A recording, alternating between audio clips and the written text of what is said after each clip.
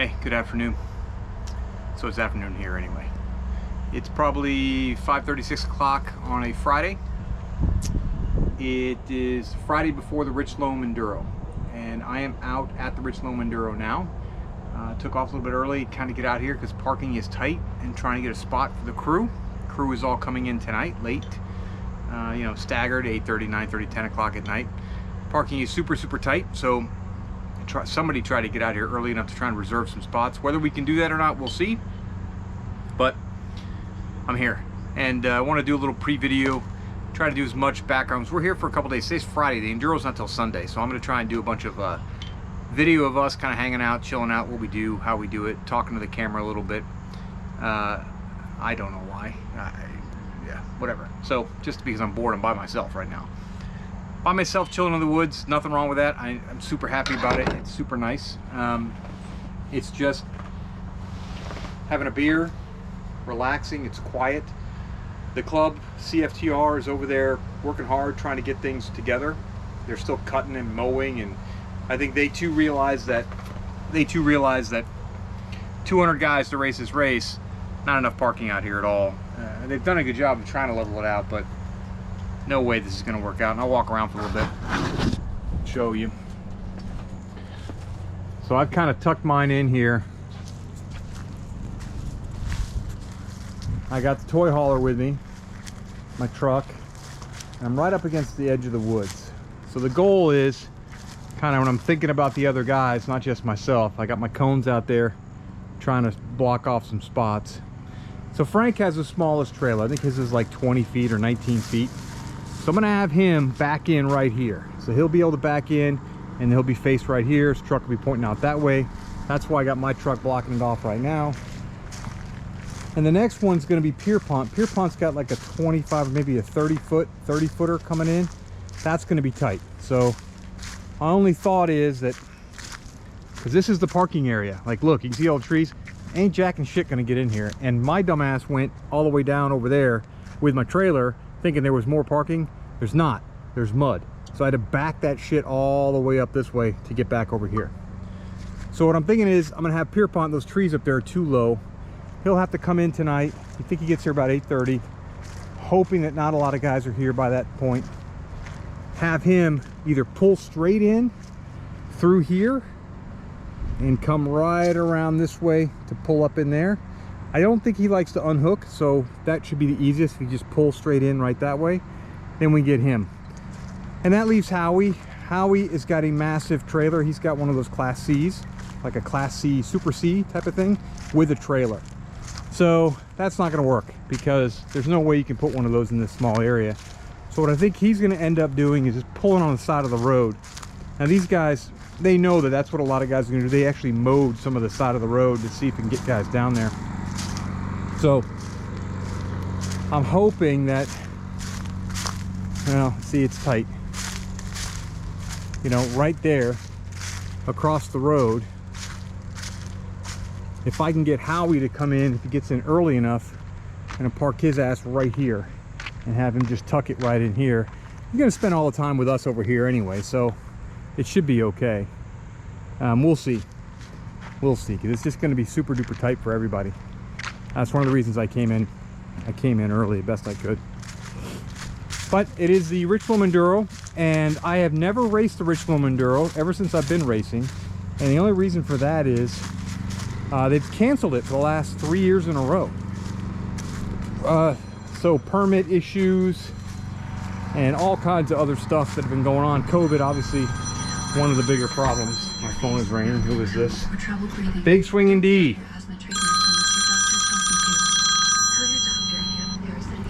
Yes, sir. You hear me?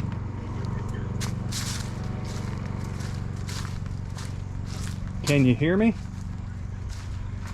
Where you at? You're just now leaving your home. What is your issue with just now leaving your home? Why? Yeah, I understand. All right, work is a good excuse.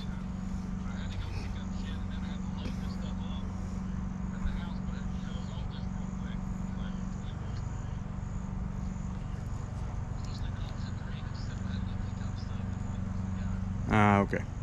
Work's a good excuse. All right, well, no big deal. So you're a couple hours away, right? Oh, okay. Well, good. Well, Frank and them can't make it, and you got what's his nuts, Pierpont coming in around 8:30, or Howie's coming at 8:30. I'm not sure. So, I mean, Mexican tomorrow night for sure. We're all going to Mexican tomorrow night. That's the plan. Tonight, I don't have any food with me, so it's going to be something. We got to go somewhere. All right. Well, I'm set up, just chilling out and having a beer. Just be me and you when you get here. All right, you'll see. When you come in, the parking is total shit. The club parking is going to be on the left. By the way, there's nobody taking tickets or any of that shit. I already went over there and said, hey, I want to pay you money, and they like, oh, we'll come get it. I'm like, all right, whatever. So, past the CFTR for parking, camping, $10. Yeah, well, you're part of the fucking club. You should know that, right? Yeah. Anyway, so. No worries there. Plus, I want to buy a t-shirt because I always buy a t-shirt. Okay, so check this out. So when you come in, you're gonna go past the club parking, and then you're gonna go to the next parking arrow. I'm right on the right-hand side. I've got this whole, yeah. Nobody yet. They're not letting people park there yet. They're trying to put everybody down here first, which I'm the only guy. No big deal. I think I've got it cordoned off. I've got it cordoned off pretty well. So. I'll certainly be able to stick Frank in here and Pierpont. Howie, though, with that big-ass rig, I think he's just going to park across on the side of the road. Yeah, we'll see. Yeah, it's okay. I think Howie will be around 8:30. All right, well, good. Get your ass on the road. Meet me here. Later, bye. All right, so turn the camera on. So, okay. Dalton, big swinging D, on his way. He says he's an hour away. He's full of shit.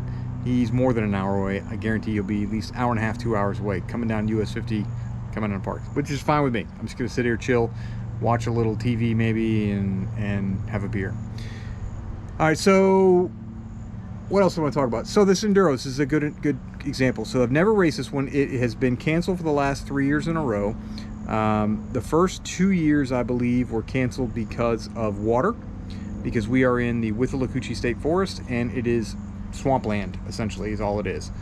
The water table is really high here, I guess is the way to say it. Not low, but really high. So literally just riding dirt bikes through the forest, you can actually touch the water table and it starts to flood. And most of the time it's just swampland around here. So, but anyway. So a couple years, rains hit, cancel it, nobody can get through. And then last year, of course, COVID, canceled. The state's not, Nikki Fried's not giving out permits, which, by the way, don't vote for Nikki Fried. Awful. Kept Croom closed, kept the campground closed. No reason, no science, nothing. Just kept it closed. Anyway, very problematic. Get her out of here. She's a waste of life. Okay, so politics aside, I hate when I do that. I'll cut all this out. I'm rambling at this point. All right, so the good news about this Enduro, or the exciting part for me about this Enduro, why I'm jazzed up about it. Cromwell, my buddy Cromwell, is faster than me, and he's a line that is 1 minute ahead of me, which means I have to chase him, which I really like. So it gives me something to focus on during the race, like catch up to Mike, catch him. That's the goal. The second part about that is the line I'm on is with Chris and Frank, and both Chris and Frank are way faster than me, but it gives me something to chase, right? So they should pull me along in hopes that I catch up to Cromwell and stay with Cromwell. So as long as I can finish within a minute of Cromwell, or I see him when I'm finished, then I can win. On that other line in front of me with Cromwell's line is going to be Pierpont and Howie, and I think Dalton are on that line. Pierpont getting way faster, like practicing, training, working out, doing whole 9 yards. I still think I got him by a little bit, but if I screw around, he'll beat me. So I got to be careful with that. Can't screw around. Got to focus and stay in it and keep going. This past week, I did some work. I got a new helmet, first of all.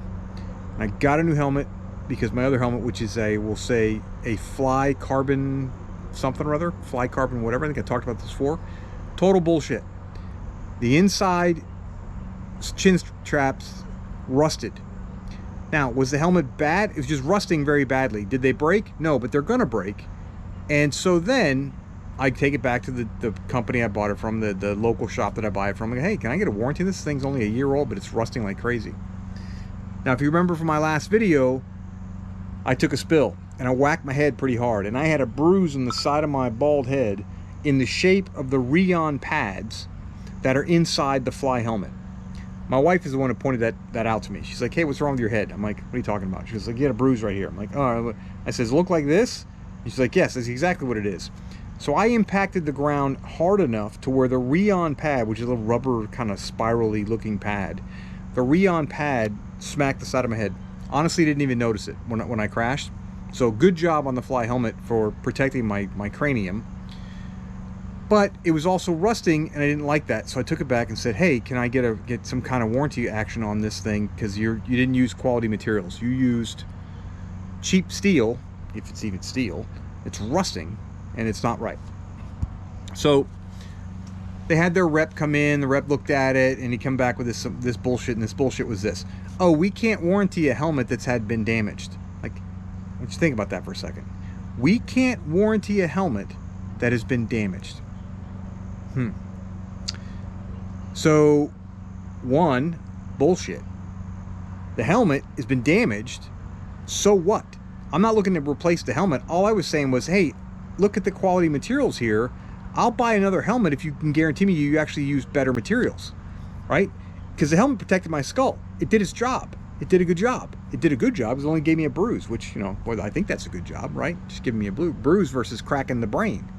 So, anyway, we can't warranty a damaged helmet. But that makes no sense. It doesn't make any sense. But anyways, okay. So what happens then? So I say, okay, you want to warranty helmet? I'm going to buy another helmet. You think I'll ever buy another Fly helmet? In fact, the guy that I am, I'm very problematic in this regard. I hate this about myself, but I'll never buy another thing that says Fly on it. Ever. I'm not going to go throw away things that I have now that are still quality and still usable that say Fly, but I will never purchase another thing that says Fly ever. Customer service matters, right? We in this nation, United States, have gotten way away from that. Everything is made in China in the first place. And I don't really care that it's made in China, right? If it's made in China, but it's being quality inspected, who cares? iPhone, for example. I have an iPhone. I don't really care that it's made in China, right? It's quality. It's a good piece of equipment. I'll buy it. I'll pay for it. I'm paying for the quality. I'm not paying for where it's made. I don't really care. Now, honestly, we really need, in America, should be making more products. That's really not up to me, but we should make them. But I'm not going to not buy something because it's made in a different country. We all need to kind of work together in that regard.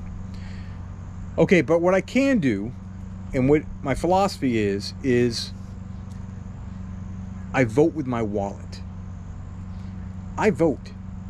I'm not talking politics. I'm talking about, oh, you want my money that I've worked very hard for? Then you're going to have to earn it. And Fly, done. Not going to do it. One, you're charging $600 for a helmet and you're using cheap materials. Two, you're not warranting that helmet. Fuck you. Never again. Okay. So then I go on to the I need another helmet thing. And for my brain means spreadsheet. I cannot digest all of the data that's out there to do it. So I start a spreadsheet. I'm watching reviews. I'm looking at price points. I'm looking at carbon. I'm looking at weight. And I put together a weighted spreadsheet that, of all the factors that are important to me, and I weighted them in my importance, not just necessarily what anybody else would wait for, the Leat carbon came out on top. So here are the key features of the Leat carbon. Because the price points were very similar to the Alpine Stars M10. Number one, Leat carbon. Number two, Alpine Stars M10. And then down from there. I'm gonna look at the Shoei. I look at the all of them. The Fly, all of them down there. And there's only one that's kind of crazy price, which is the Bell, the new Bell Moto 10, I think it is. That thing's like that's $850. I'm not touching that. I don't, my brain's important, but it ain't $850 worth of important. So, price point being one of the factors. Price. I looked at emergency cheek pads, emergency breakaway visors. What type of technology did they have? MIPS technology, for example.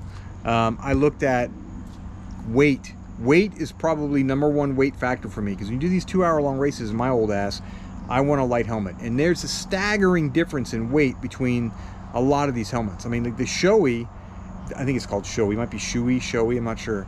Handmade in Japan. I love that. Like, you know, they take the time, the quality. I mean, Japan essentially, you know, invented the quality assurance. We all know that, right? So here we are, handmade in Japan, beautiful helmets. Problem is they weigh a fucking ton. Like, you put that thing on, you're like, yeah, it's quality, but it's heavy, and my neck gets tired. I get, you know, I'm such a puss. It gets tired over time. The lighter the helmet, the better for me. So anyway, I do the big massive spreadsheet, and availability also a factor as well. Liat was available. So local shop, ordered the Liat from them. Could have done it online, could have done it through Hookit. Hookit, fantastic program. I recommend anybody can get on Hookit. Get on Hookit, you save a lot of money there. But got the helmet and got it in, actually got it yesterday. So I'll be racing with it tomorrow. Put it on, the fitment was good. It's fine. Brand new helmet, always going to be tight to the head anyway. We'll see kind of how the race goes. As soon as I start sweating, that'll loosen up for sure. I wear a size medium. But it was the second lightest. The first lightest was the Fly, believe it or not. It was the second lightest, and then it had breakaway, had emergency cheek pads, breakaway visor, had the water thingamajigger, like where it has the water inside the helmet. What do they call that? Hydration capable, I guess. There were only two, the M10 and that one, that were hydration capable. Another factor that kind of ranks them up high. So yeah, so I did that. I got that. I'll go grab that and show you that thing. And I'll edit this so you're not looking at me freaking stumbling around on my trailer. Aha, check that out. That's awesome. It's the last time you saw that show. You're going to embarrass me. Just knew you did. You a sucker. You were so right. I said, look, we ain't got much time here before class, so could you endorse my report? Oh, no problem, man. You don't call me Sweet Fingers Freddy for nothing. Animal. Thank you, Juan. Man, I love that show. Welcome back, Cotter. Come on. Welcome back, Cotter. Great show. We don't have anything like that nowadays. It's terrible. All right, so anyway, I got this Liat helmet. Let's check this thing out. Now, by the way, the Liat, I got it for $400, and it comes with a free set of Liat goggles. Now, the Liat goggles are fantastic goggles, by the way. They're the bulletproof ones. I think they call them actual bulletproof, like BB proof or something like that. I wear them. I like them a lot. I don't care for the Liat roll-off goggles. They feel like they pinch my face. My buddy Chris says that that's not really the goggles that's doing that. It's the helmet that was doing that. I'll give him that. We'll see. But came with a new set of goggles anyway. So anyway, let's take a look at this helmet. All right, come out of there. You can see. Come on out. All right. This is the Liat Carbon. Got the gold on there. Emergency pull things. Not a huge fan of those pull-out cheek pads. Ultimately, what would be better if they were magnetized? So I think the Alpine Stars M10, they're magnets that are in there. It's just so much easier. Or maybe it's the Bell. No, it's the Bell Moto 9 and the Moto 10 have the magnet chin pads. Why on God's green earth can't everybody make magnetized chin pads? It just makes it so much easier. But you can see the integrated hose there, so it pops in and pops out. She's really light. This visor snaps in, little snap right there, and it pops right back off. So 9.5 they call it, but it is super light. And we're gonna try it on this weekend. It's got their technology for their crash technology is called this 360 turbine. The 360 turbine are these little blue things you can see in there. I don't know if you can see them in there. Yeah, see these little blue things? These little blue things. If you look at any kind of the review sites, they're little rubber things that move around. I don't know. We'll see. To me, it's no different than those Rheon pads that were in the Fly helmet. When I crash, and you know I'm gonna crash, we'll see if they leave little marks in the top of my brain. We'll see. But needed a new helmet, got a new helmet. And by the way, I sent an email to these guys and they responded when I asked, what type of metal do you use to bolt the chin straps on and around it? And they use uncoated stainless steel. From them, uncoated stainless steel. So I got documentation that that's what they use. We'll see, because I sweat like a ton. Salt is going to get all over this thing. Let's see what happens to it.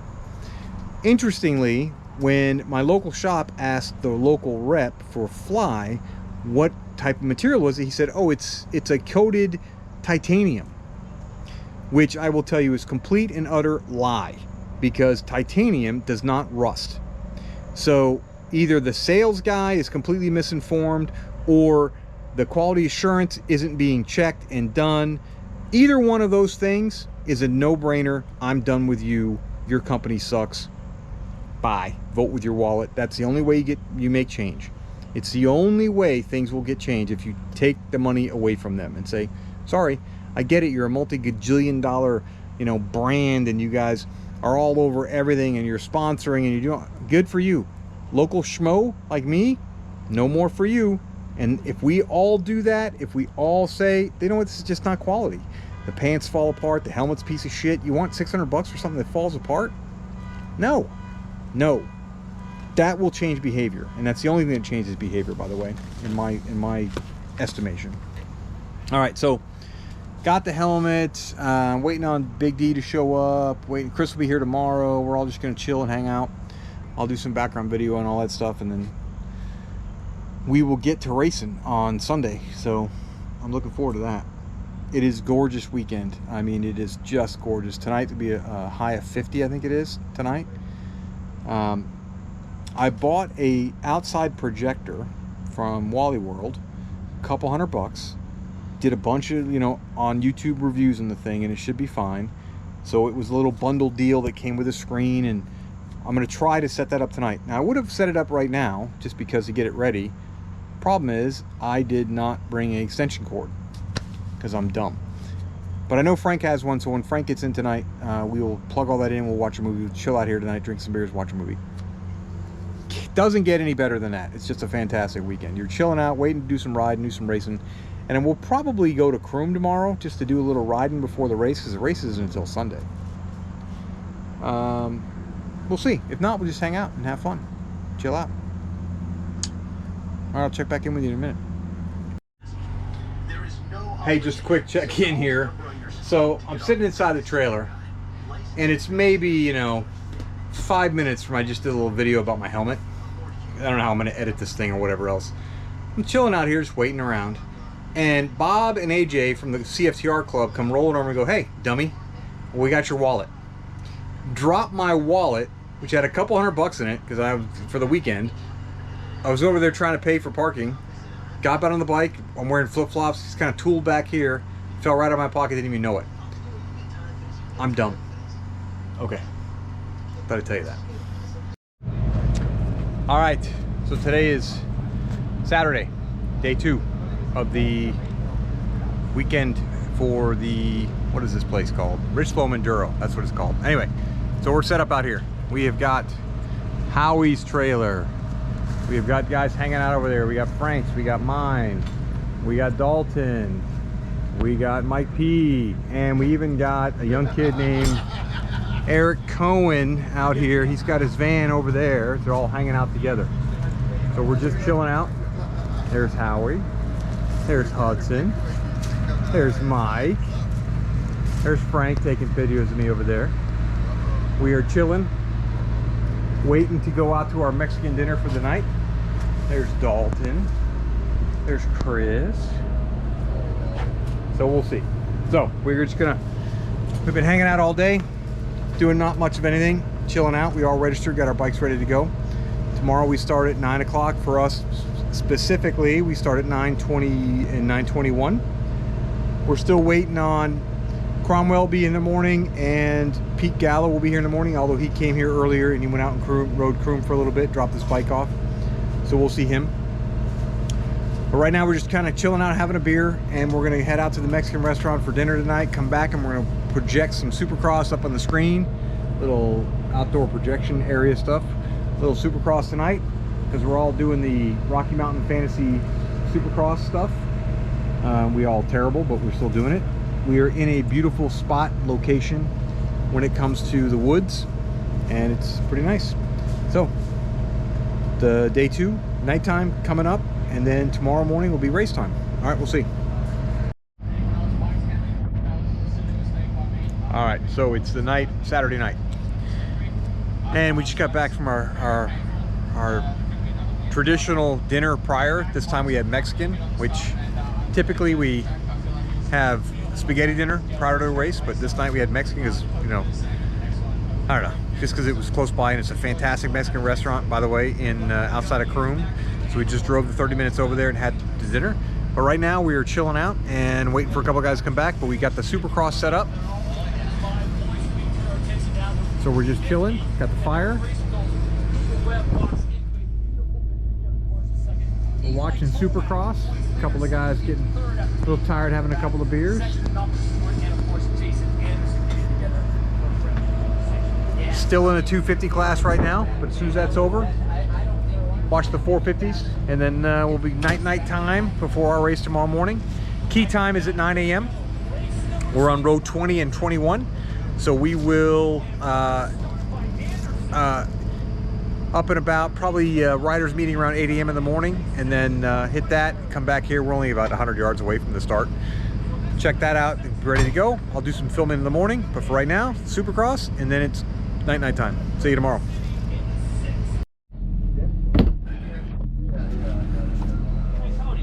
All right, good morning. So it is the morning of Sunday morning. Richloam Enduro, we're out here. So beautiful night. We watched Supercross last night. Went to bed, everybody got up. Now it's about 7:30 or so in the morning. Riders meeting 8 o'clock, and then wheels start at 9:20. So key time's at 9:20, 9:21. But it is an absolutely beautiful day, and it's going to be a great race, I think. So hearing from some of the workers here that say that this is more of a just survive and finish type of race, because apparently the palmettos, and it's pretty rough out there. We'll see. Lots of talk. We'll see. Not never done this one before, so it'll be interesting. But I did do Tavares, and Tavares was all roots. Everybody's here. So Mac just showed up. Pete showed up. They're up in the line getting checked in. And we're all just kind of doing our little pre-hangout, get some coffee, and then we will talk some bullshit, and then we'll get started. Heather's here, just chilling out. Kind of the remnants of last night. I don't want to piss warm either. Cold, it's not good. And then we'll just we'll get ready. We'll do some race video. Say good morning. Good morning. Chris. Good morning. Good morning. Okay. Tis time to get out. It's a little after 9 a.m. and we are at 9:20, getting ready to head over.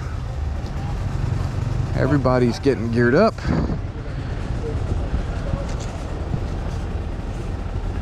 I do not have my palm protectors today, which sucks. See how that goes.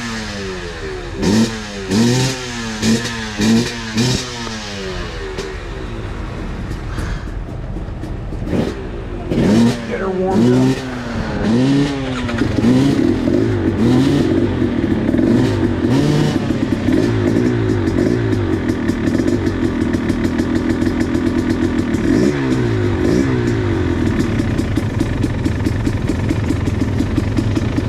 Gotta remember to do the GPS thing. Want to make sure my goggles are good for this thing. I got clear goggles finally.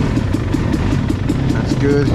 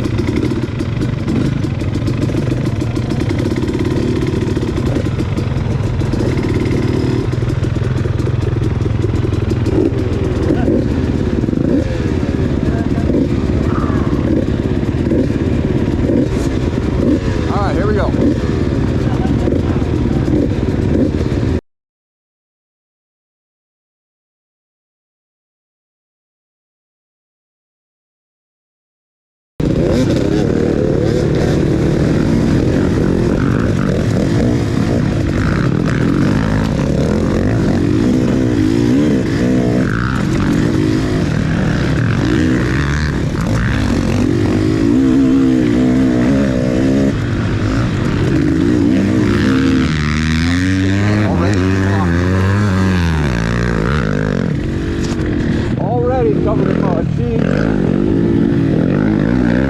Come on, come on. You cannot stay behind that guy. It's fucking crazy.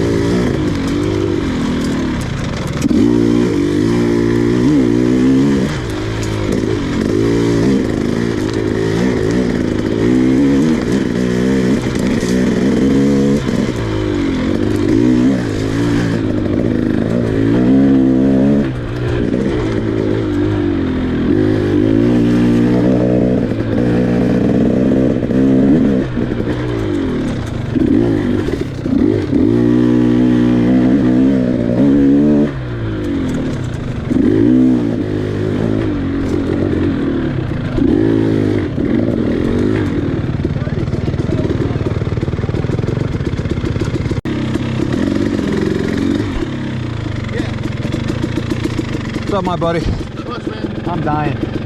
Dying. Keep breathing. Yep. I'm Keep good. drinking your water. Yep. All right. What's that? You gotta finish it to win it, man. That's it. I'll see you. Have fun.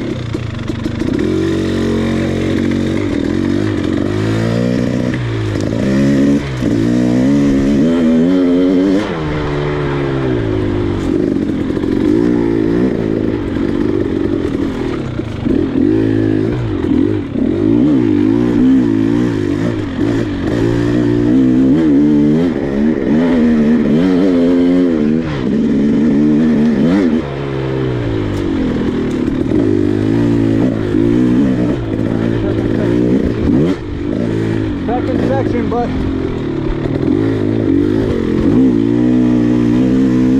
second lap. The camera died in the first lap. So second section, second lap. And I'm tired. But gotta finish it.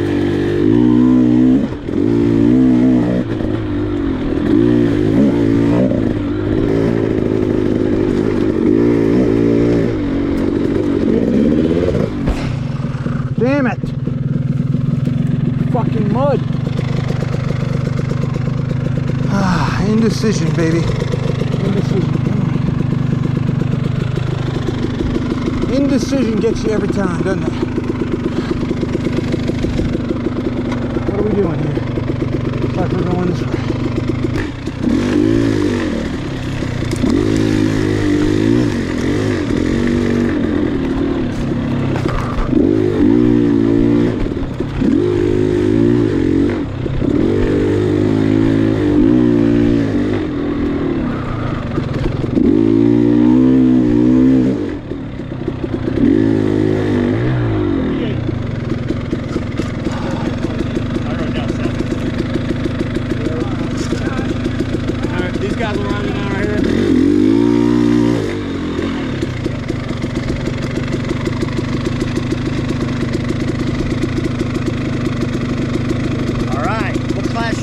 B.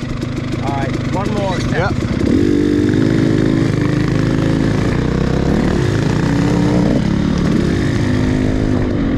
Last one. Here we go.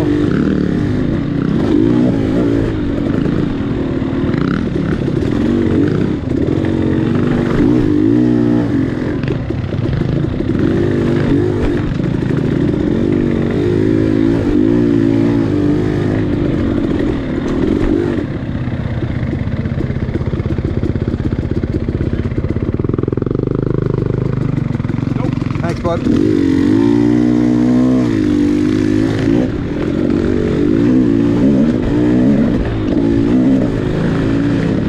Last one.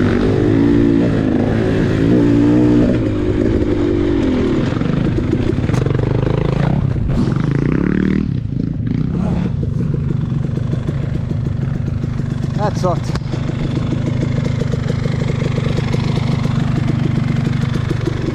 Last one. Here we go.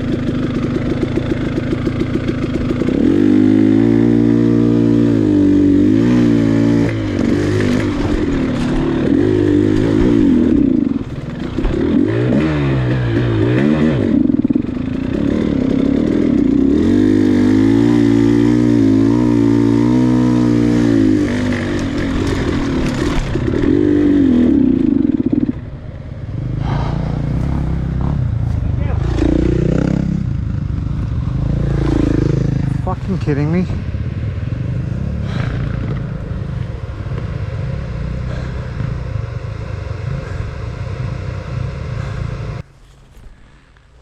Here I sit on the side of the trail, near the end of the third section, I believe, out of gas.